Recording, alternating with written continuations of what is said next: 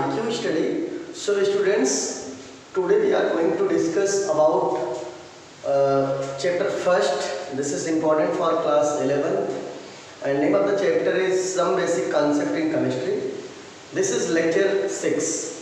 In this video we are going to discuss about name of the topic is dimensional analysis. This is very important topic.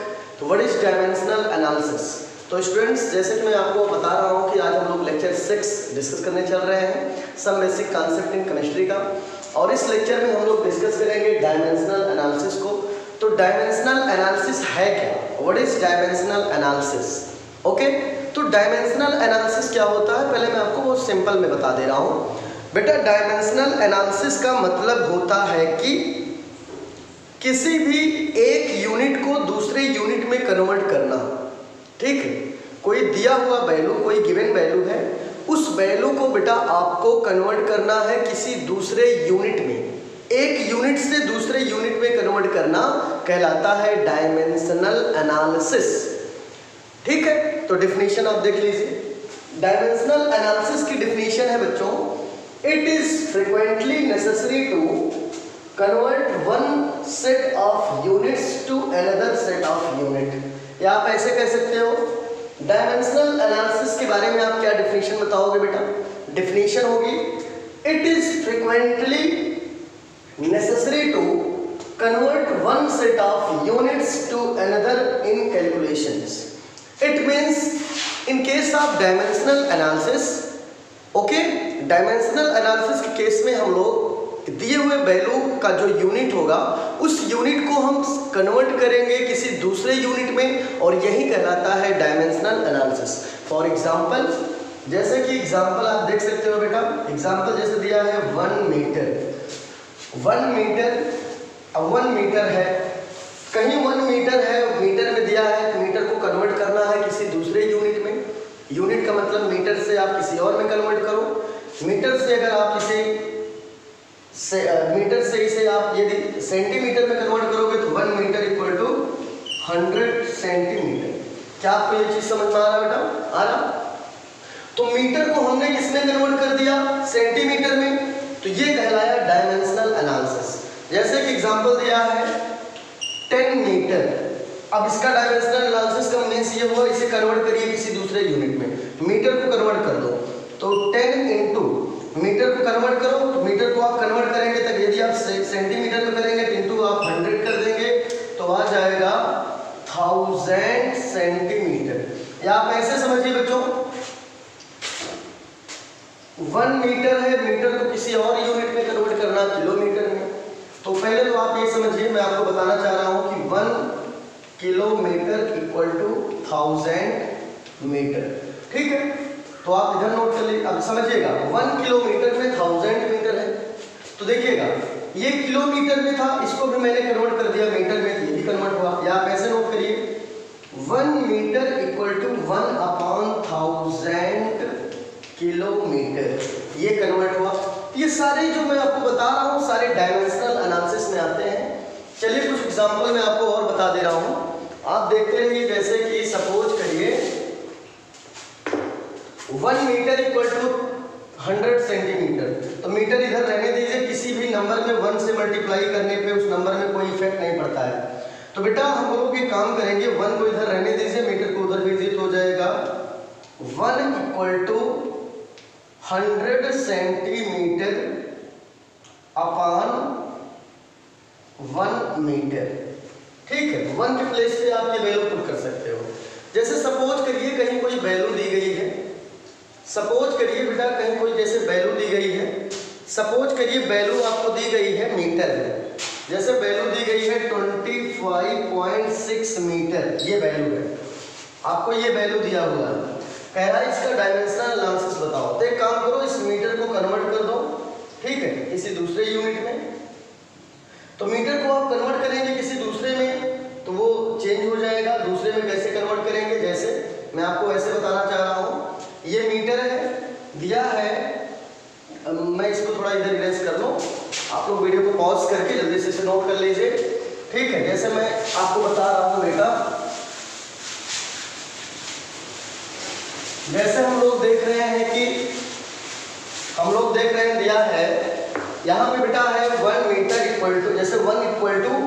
100 centimetre upon 1 metre. तो ये मैंने किया। अब एक काम करिए, जैसे दिया है बेटा 25.6 मीटर। अब इसमें अगर आप 1 से मल्टीप्लाई करेंगे कोई प्रभाव पड़ेगा? नहीं पड़ेगा। इसका मतलब 1 के प्लेस पे वैल्यू आप रख सकते हो। तो इस 1 करो, 1 के स्थान पे करिए 25.6 मीटर इंटू 1 के प्लेस पे वैल्यू ये हो गया 100 सेंटीमीटर अपॉन मीटर। 1 मीटर से 1 मीटर कैंसिल, तो ये आप डिवाइड कर देंगे तो आ जाएगा 2560। ठीक है, ठीक है, इतना सेंटीमीटर। तो इस प्रकार से डायमेंशनल एनालिसिस को हम लोग बताते हैं। जैसे दिया है 60 kg, इसे कन्वर्ट करना है किसी दूसरे यूनिट में तो हो जाएगा 60 × 1000 ग्राम, तो हो जाएगा इतना ग्राम। ठीक है, 60,000 ग्राम।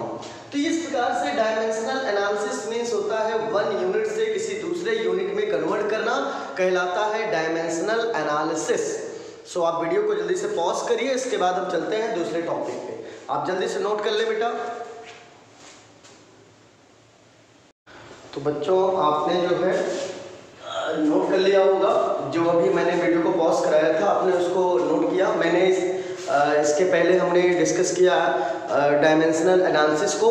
तो डायमेंशनल एनालिसिस को हमने बहुत अच्छे से डिस्कस किया।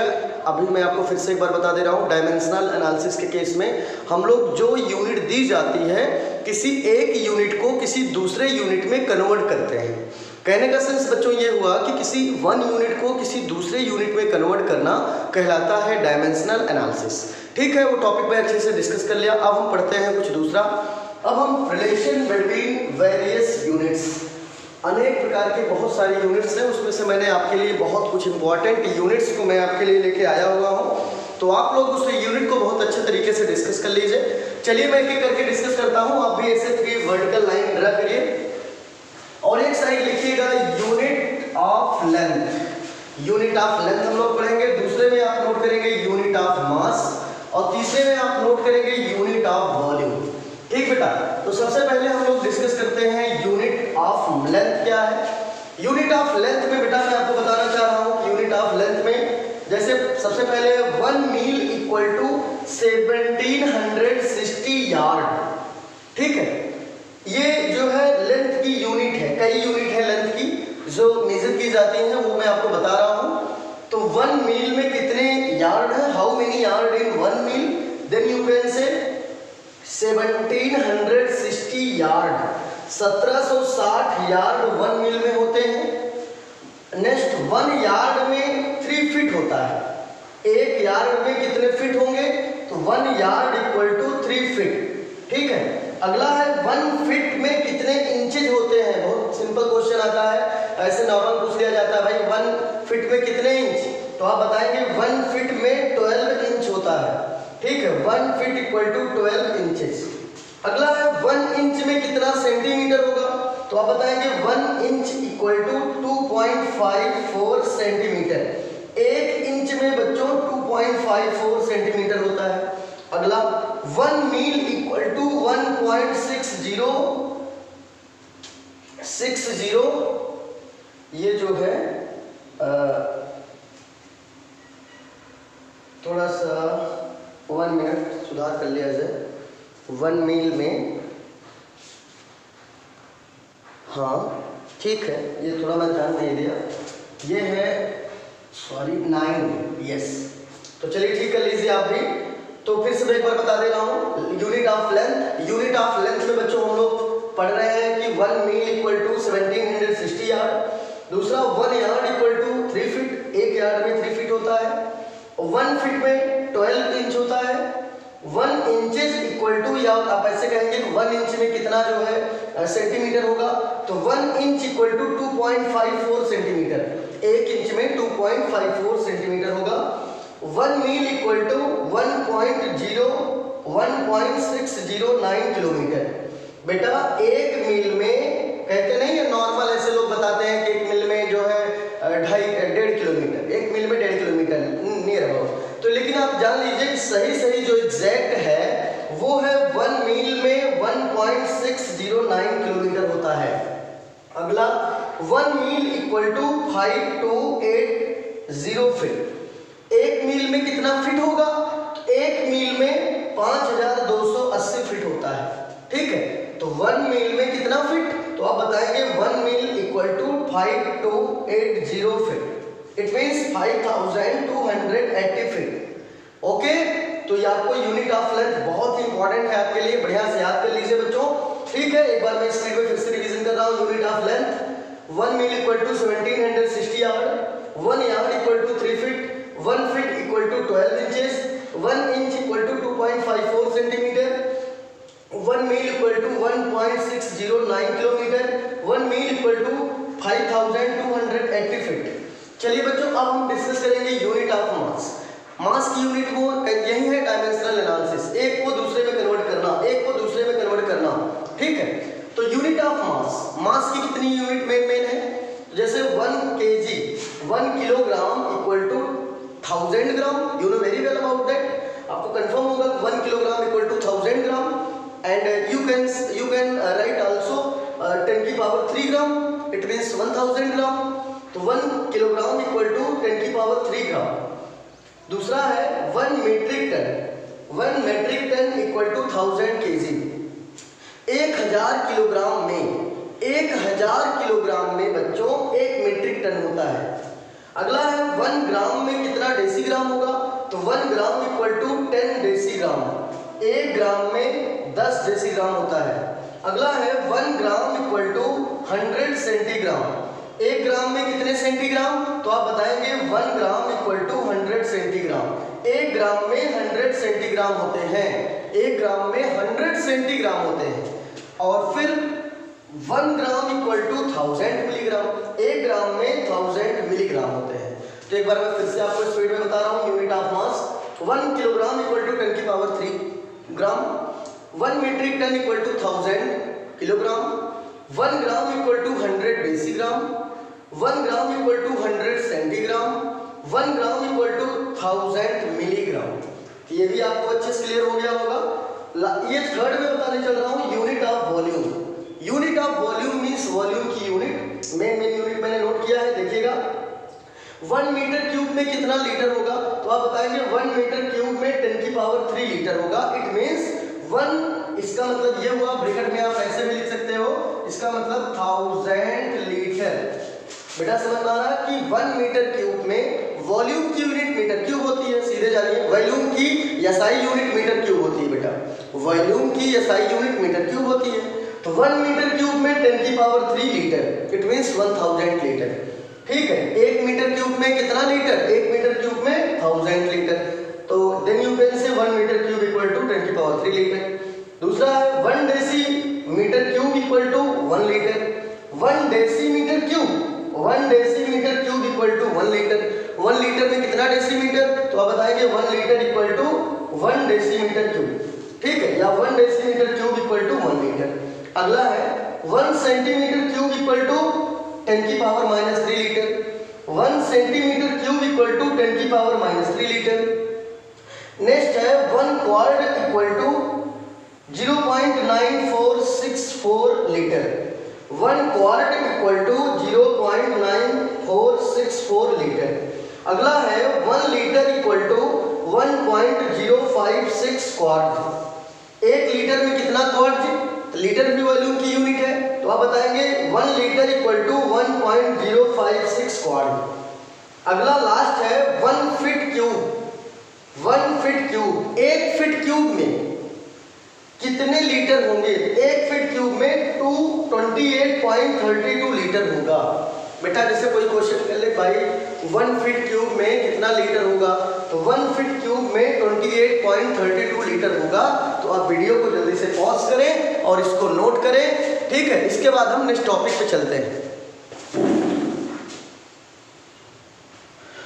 तो बच्चों, आपको मैंने अभी खूब अच्छे से बताया रिलेशन बिटवीन सम यूनिट्स। तो रिलेशन बिटवीन सम यूनिट के बाद अब हम लोग बच्चों बहुत अच्छे तरीके से नेक्स्ट टॉपिक को डिस्कस करेंगे।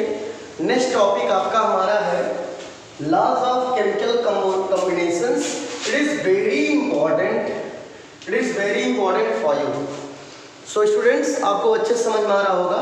अब हम नेक्स्ट टॉपिक डिस्कस करने चल रहे हैं। Next topic name of the next topic is laws of chemical combinations. Laws of chemical combination को बहुत अच्छे तरीके से डिस्कस करेंगे। तो लॉज ऑफ केमिकल कॉम्बिनेशन है क्या, पहले थोड़ा देख लिया जाए। दिया है during their quantitative studies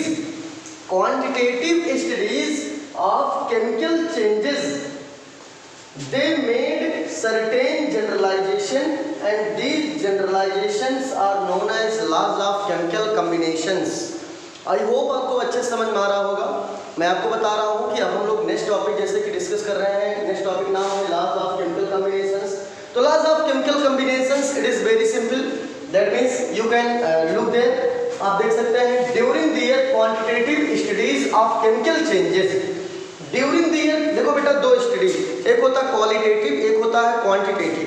qualitative का मतलब है किसी चीज को चेक करना, डिटेक्ट करना, और क्वांटिटेटिव का मतलब है किसी उसमें भी चेक करना होता है, लेकिन उसमें हम वॉल्यूम, क्वांटिटेटिव एनालिसिस में हम लोग वॉल्यूम को स्टडी करते हैं, क्वालिटेटिव में किसी चीज की क्वालिटी चेक करते हैं।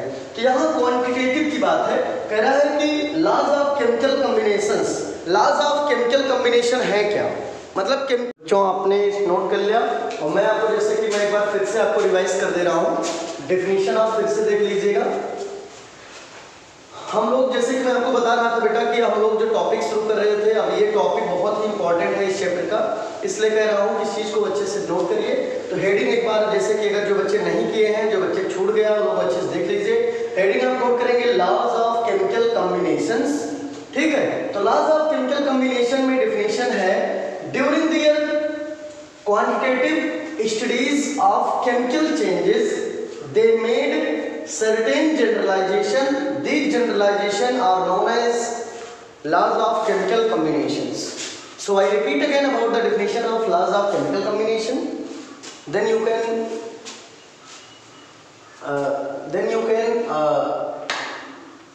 look there.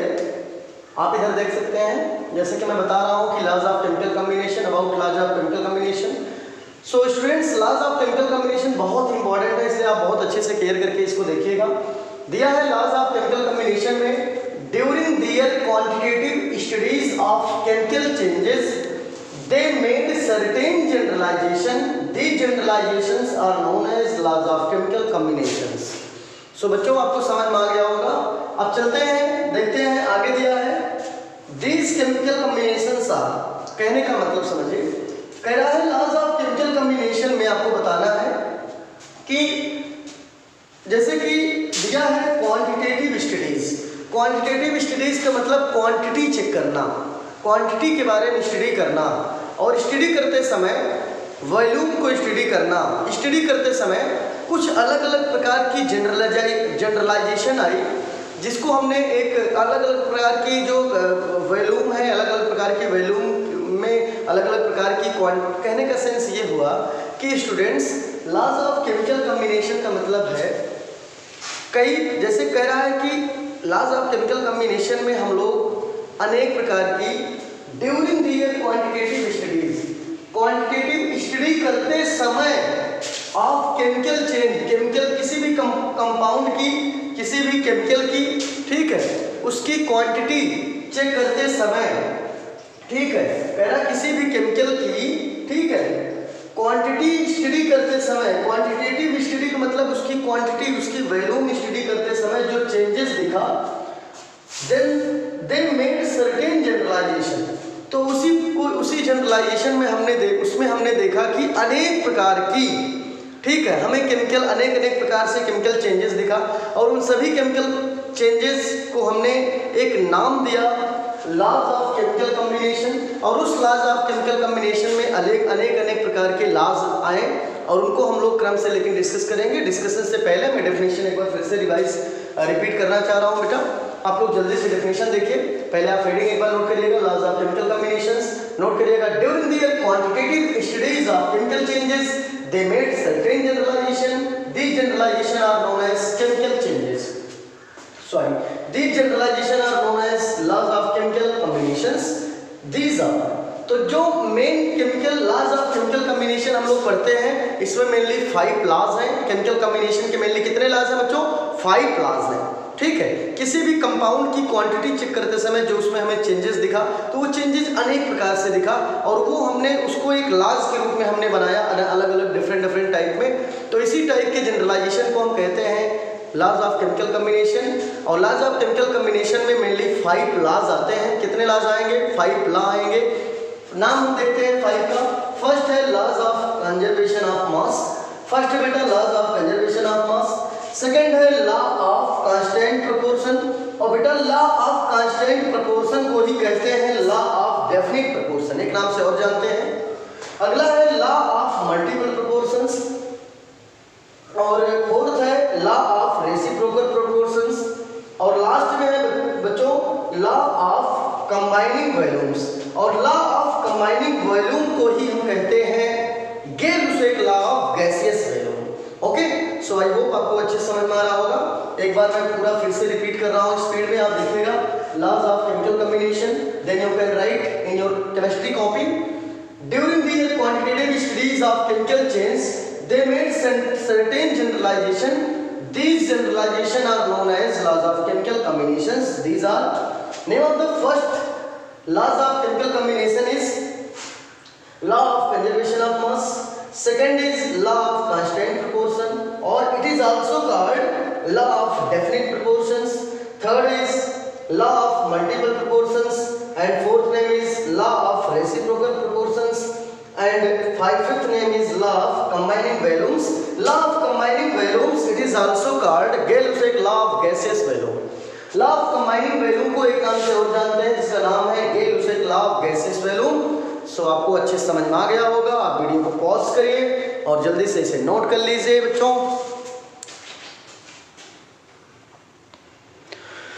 तो बच्चों अब हम लोग फर्स्ट लॉ को डिस्कस करेंगे। मैंने नोट किया, उसको मैं इरेज करके मैंने दूसरा नोट कर दिया, जिससे आपको मुझे लिखने में ना समय ज़्यादा लगे, क्योंकि लिखने में जो समय जाएगा वो मैं समझाने में करूँगा तो टाइमिंग कम लगेगा, वीडियो कम समय में बनेगा। ठीक बेटा। तो जैसे कि मैं अभी बताया कि हम लोग इसके पहले पढ़े कि laws of chemical combination. Laws of chemical combination में बताया गया कि ड्यूरिंग क्वांटिटेटिव स्टडीज के समय में जो केमिकल चेंजेस होता है, ठीक है, उसी प्रकार की जनरलाइजेशन को हम स्टडी करते हैं लॉज ऑफ केमिकल कॉम्बिनेशन में। ठीक है, तो laws of chemical combination mainly जो है बेटा 5 टाइप में है। जैसे कि मैं बताया, नंबर 1 था laws of conservation of mass, दूसरा है लॉ ऑफ डेफिनिट और कांस्टेंट प्रोपोर्शन, तीसरा है लॉ ऑफ रेसिप्रोकल प्रोपोर्शन। ठीक है, और इस प्रकार से और भी जैसे कि मैं आपको बताता रहा कि laws of definite proportion, laws of constant proportions, ठीक है, और इस प्रकार से जो है लॉ ऑफ मल्टीपल प्रोपोर्शंस, और एक है गेल-लुसेक लॉ ऑफ गैसियस वॉल्यूम। तो इस हिसाब से गेल-लुसेक लॉ ऑफ गैसियस वॉल्यूम को कहते हैं, अभी भी मैं बताया था कि लॉज ऑफ कंबाइनिंग वॉल्यूम्स। तो बेटा laws of combining volumes, laws of combining volume को एक नाम से और जानते हैं laws of gaseous volumes, laws of combining volume को एक नाम से और जानते हैं Gay Lussac law of gaseous volume. तो ये 5 लॉज आपको बताया गया। 5 लॉज में हम लोग एक काम करेंगे कि हम लोग बेटा एक लॉ को स्टडी करते हैं क्रम से, one लॉ को स्टडी करते हैं क्रम से। ठीक है, तो सबसे पहले हम लोग डिस्कस करेंगे law of conservation of mass. ठीक बेटा, हम लोग क्या स्टडी करेंगे? Law of conservation of mass. तो law of conservation of mass क्या है? Law of conservation of mass क्या है? पहले एक सिंपल डेफिनेशन सुन लीजिए। Law of conservation of mass को किसने दिया, सबसे पहले ये समझिए। तो बेटा law of conservation of mass को सबसे पहले दिया साइंटिस्ट एंटोइन लेवोशियर ने इन 1789 में। ठीक है, तो law of conservation of mass को सबसे पहले किसने दिया? तो बताएंगे एंटोइन लेवोशियर साहब ने दिया।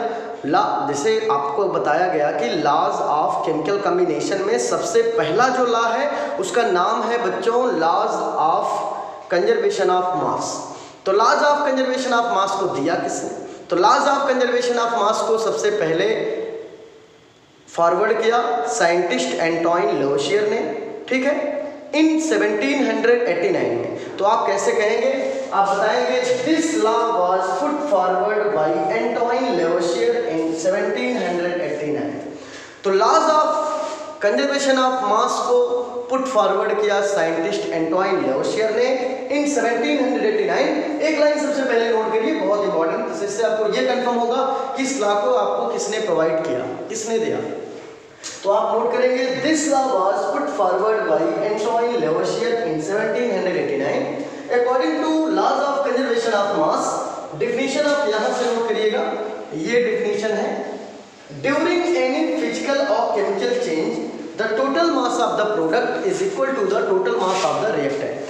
ओके बेटा क्या कह रहा है, laws of conservation of mass में साइंटिस्ट एंटोइन लेवोशियर ने क्या बताया, इन्होंने बताया कि ड्यूरिंग फिजिकल चेंज और केमिकल चेंज, क्या है, ड्यूरिंग एनी फिजिकल चेंज और केमिकल चेंज, इन्होंने बताया कि ड्यूरिंग एनी फिजिकल चेंज और chemical change the total mass of the product is equal to the total mass of the reactant. Okay किसी भी कोई भी फिजिकल चेंज हो या केमिकल चेंज हो, कोई भी फिजिकल चेंज हो या केमिकल चेंज हो, ठीक है, किसी रिएक्शन में बेटा कोई भी केमिकल रिएक्शन है, किसी केमिकल रिएक्शन में चाहे फिजिकल चेंज हो या केमिकल चेंज हो, ऐसे समय पे जितना मास ऑफ द प्रोडक्ट होना होगा, जितना मास ऑफ द प्रोडक्ट हो उतना ही मास ऑफ द रिएक्टेंट होना चाहिए। इसका मतलब ड्यूरिंग एनी फिजिकल और chemical change the total mass of the product is equal to the total mass of the reactant. जितना मास प्रोडक्ट का हो उतना ही मास रिएक्टेंट का हो। तो ये रूल किसने बताया आपको, एंटोइन लेवोशियर साहब ने बताया।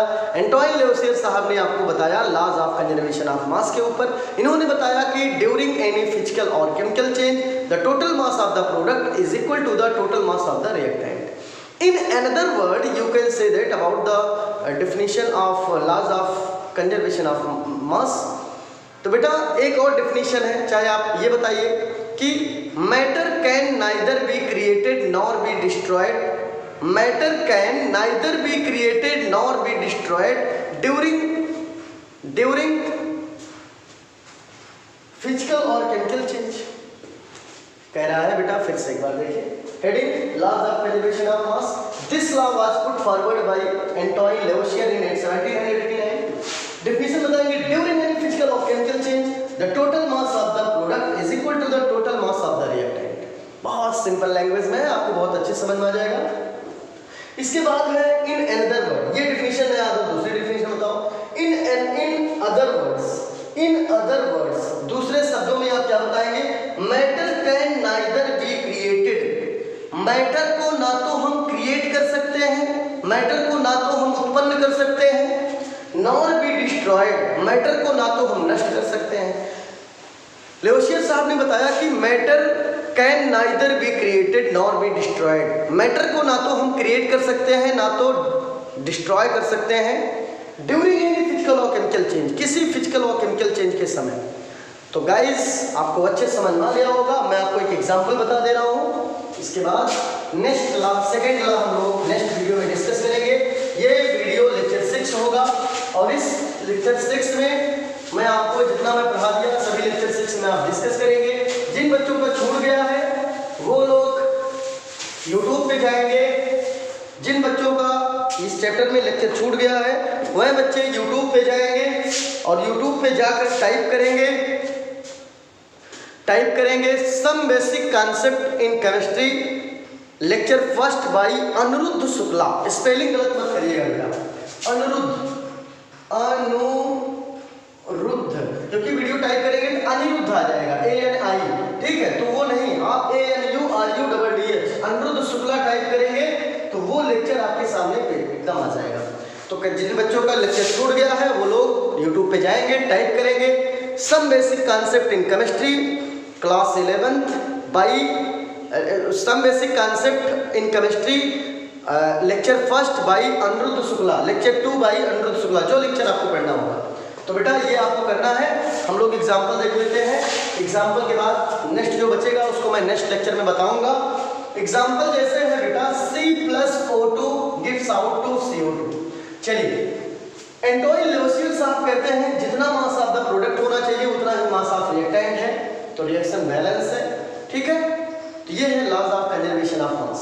तो चलिए देखते हैं कार्बन का मास कितना है बेटा, 1 मोल कार्बन का मास होगा 12 ग्राम। ऑक्सीजन का 1 मोल ऑक्सीजन का मास होगा 16 2 का होगा 32 ग्राम। यहाँ पे भी आप देख लीजिए कार्बन का कितना है 12 प्लस 32 कितना हो गया बेटा 44 ग्राम। यहाँ पर भी वही दोनों ऐड कर लेंगे तो आ जाएगा 44 ग्राम। तो mass total mass of the यही है। अभी क्या एंटोइन लोयशेर साहब ने क्या बताया, उन्होंने बताया कि ड्यूरिंग एनी फिजिकल और chemical change the total mass of the product is equal to the total mass of the reactant. This is called laws of conservation of mass. So I hope आपको अच्छे से clear हो गया होगा। Example आप note कर लीजिए। और laws of second law name है बेटा लॉ, जैसे कोई भी आप बता सकते हो, लेकिन सिस्टमेटिक में अगर आप चलेंगे तो लॉ ऑफ कांस्टेंट प्रोपोर्शन और लॉ ऑफ डेफिनेट प्रोपोर्शन, इसको हम लोग नेक्स्ट लेक्चर में डिस्कस करेंगे। सो तब तक के लिए आप घर पे रहिए, स्वस्थ रहिए, खुश रहिए। Okay, thank you for watching my video. Okay, best of luck for all of you.